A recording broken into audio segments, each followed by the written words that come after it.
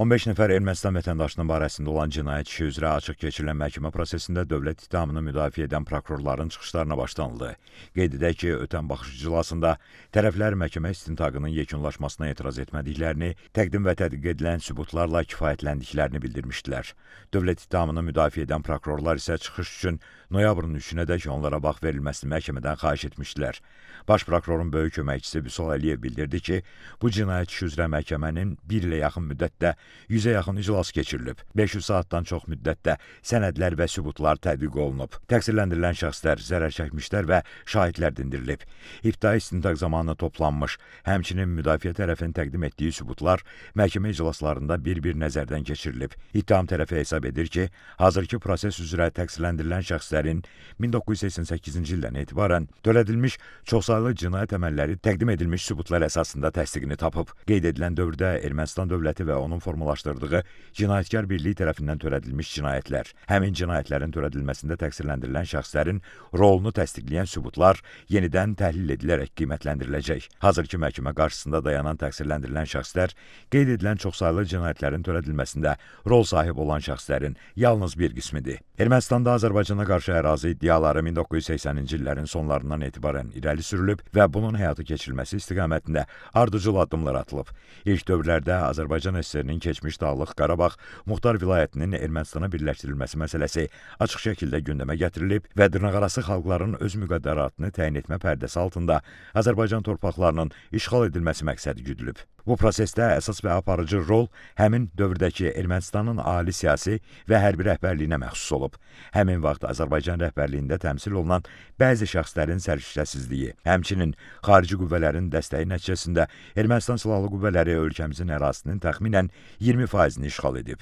Yüz minlərlə insan doğma yurt yuvasından didərgin düşərək məcburi köçkünə çevrilib. Vüsal Əliyev dedi ki, ittiham çıxışı ümumilikdə 6 hissədən ibarətdir. İlk növbədə Azərbaycanın suveren ərazilərinin işğalını ehtiva edən, cinayətkar niyyətin yaranmasını və cinayətkar birliyin ilkin mərhələdə formalaşdırılmasını təsdiqləyən sübutlar yenidən tədqiq ediləcək. Azərbaycan dövlətinin suveren ərazilərinin işğalı, işğal dövründə törədilmiş müxtəlif xüsusilə ağır cinayətlər, o cümlədən soyqırım və əhalinin məhv edilməsi, terror və digər cinayət faktlarını təsdiqləyən sənədlər və sübutlar qiymətləndiriləcək. Daha sonra təqsirləndirilən şəxslərin ayrı-ayrılıqda cinayətkar birliyin tərkibindəki funksiyalarını və rollarını təsdiqləyən sənədlər və sübutlar araşdırılacaq, qiymətləndiriləcək.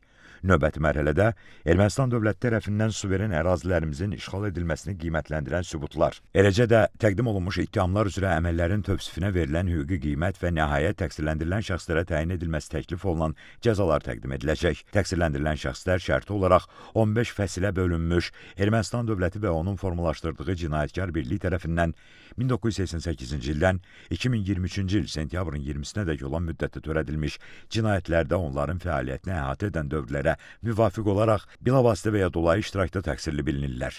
Ermənistan dövləti və onun formalaşdırdığı cinayətkar birliyin vahid məqsədi Azərbaycanın suveren ərazilərini işğal etmək, həmin ərazilərdə yaşayan azərbaycanlı sakinləri evlərindən didərgin salmaq, etnik təmizləmə, həmin ərazilərin idarəçiliyi, ərazilərdəki təbii resursların istismarı və sair olub. Bütün hüquqi gerçəkliklərə bələd olmalarına baxmayaraq, hazırki təqsirləndirilən şəxslər cinayətkar birliyin vahid məqsədlərinə çatma uğrunda öz üzərlərinə götürdükləri dırnaqarası funksiyalarını icra ediblər. Arkadi Kukasyan qondarma dırnaqarası parlamentdə deputat olarkən hansısa tanıdığı və ya tanımadığı David İşxanyan adlı bir əskərin Xocavənddə döyüşdüyünü, David Manukyan adlı şəxsin Kəlbəcərdə şərti olaraq avtomatdan atəş açdığını, Madat Babayan adlı şəxsin Xocalda günahsız insanları öldürdüyünü bilirdi. Məhkəmədə tədqiq edilmiş sənədlərlə cinayətkar birliyin rəhbərlərinin əsas məqsədinin nəyin bahasına olursa olsun, Qarabağın Azərbaycanın tərkibindən ayrılmasına nail olmaq, həmin əraziləri işğal etmək olması təsdiqini tapıb. Bu təcavüzkar müharibə nəticəsində 1988 1994-cü illərdə Azərbaycanın 12 şəhər, 18 qəsəbə, 895 kənd olmaqla 925 yaşayış məntəqəsi işğal edilib. Baş prokurorluğun dövlət ittihamının müdafiəsi üzrə idarəsinin şöbə rəisi Nəsir Bayramov çıxışında Azərbaycanın suveren ərazilərinin rayon, şəhər, kənd və qəsəbələrinin işğalını, həmçinin işğal zamanı törədilmiş cinayət faktlarını təsdiqləyən sübutları qeyd edərək bildirdi ki, Ermənistanın siyasi hərbi rəhbərliyinin bilavasitə göstərişləri ilə 1992-ci il aprelin 27-sində Şuşanın tam işğalına dair əməliyyat planı hazırlanıb. Hücumun koordinasiyası Arkadi Ter Tadevosyan'a həvalə edilib. Dövlət ittihamçısı Fuad Musayev çıxışında təcavüzkar müharibənin gedişində Kəlbəcər, Ağdam, Füzuli, Cəbrayıl, Zəngilan və Qubadlının işğal edilməsi, Ağdaban və Comərd kəndlərində, həmçinin Kəlbəcər-Laçın avtomobil yolunun üzərində yerləşən strateji əhəmiyyətli tunel adlandırılan mövqenin ələ keçirilməsi, həmin ərazidə həmçinin Başlıbel kəndində əhalinin məhv edilməsi, eləcə də 2016-cı ilin aprel döyüşləri üzrə təsdiqini tapan sübutları qeyd etdi.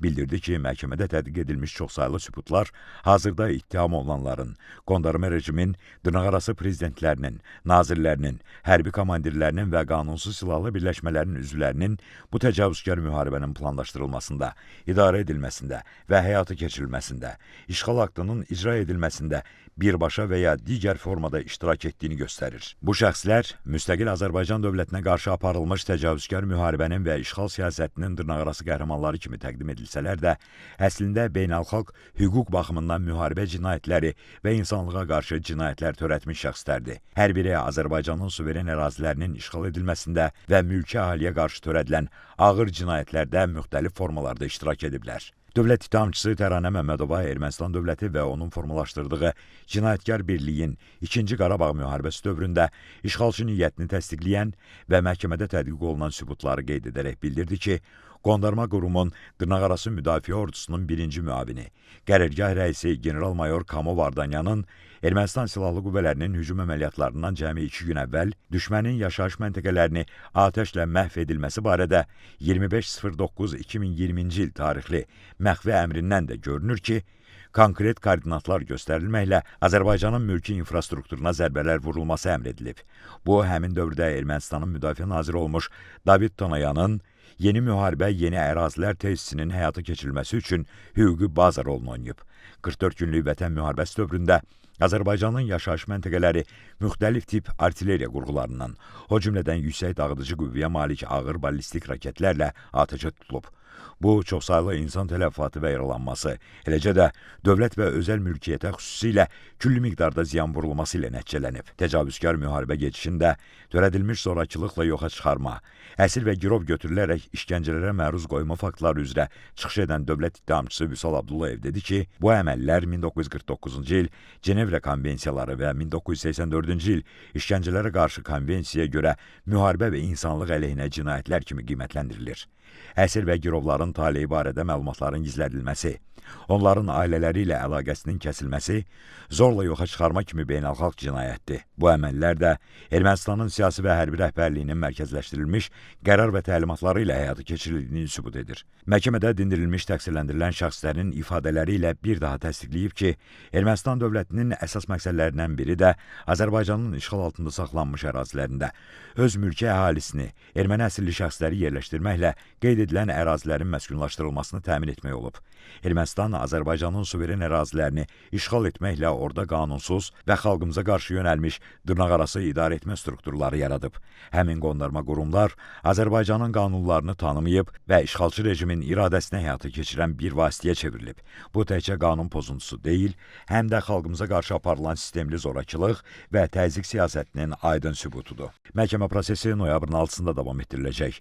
Bakı Hərbi Məhkəməsində hakimlər Zeynal Ağayevin sədrliyi, Camal Ramazanov və Anar Rızayevdən ibarət tərkibdə keçirilən məhkəmə iclasında zərər çəkmiş şəxslərin bir qismi, onların hüquqi varisləri və nümayəndələri də iştirak edirlər. Qeyd edək ki, Ermənistan dövlətinin, onun dövlət qurumlarının vəzifəli şəxslərinin, hərbi qüvvələrinin və qanunsuz silahlı birləşmələrin bilavasitə rəhbərliyi və iştirakı, şifahi yazılı qaydada verdiyi tapşırıq, göstəriş və təlimatları, maddi, texniki, şəxsi heyətlə verdiyi dəstəyi, mərkəzi qaydada idarəçiliyi əsasında, eləcə də ciddi nəzarət altında Azərbaycan ərazisində daxili və beynəlxalq hüquq normalarına zidd şəkildə Azərbaycana hərbi təcavüz etmək məqsədi ilə yaradılmış, həmçinin Robert Köçəryan, Serj Sarkisyan, Vazgen Manukyan, Vazgen Sarkisyan, Samvel Babayan, Vitali Balasanyan, Zori Balayan, Seyran Ohanyan, Arşavir Qaramyan, Monte Melkonyan və digərlərinin rəhbərliyi, bilavasitə və dolayı iştirakları ilə Ermənistan dövləti, o cümlədən sözügedən cinayətkar birlik tərəfindən aparılan təcavüzkar müharibənin gedişində törədilmiş çoxsaylı cinayət faktlarına dair cinayət işi üzrə 15 nəfər erməni əsilli təqsirləndirilən şəxs ittiham edilir.